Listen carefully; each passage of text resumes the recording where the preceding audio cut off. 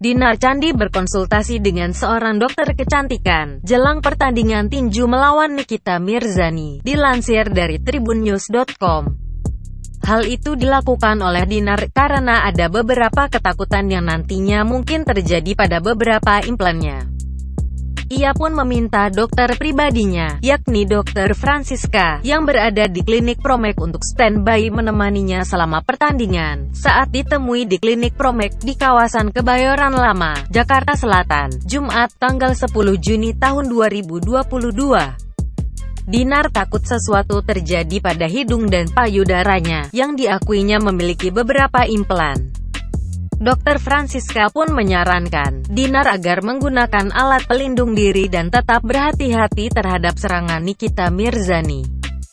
Sekadar informasi, beberapa hari lagi Dinar dan Nikita Mirzani akan melakukan adu tinju di atas ring.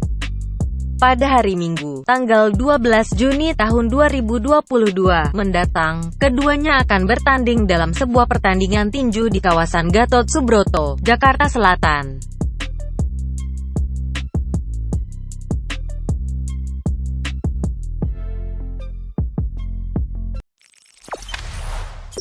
Jangan lupa subscribe, share, komen, dan like ya!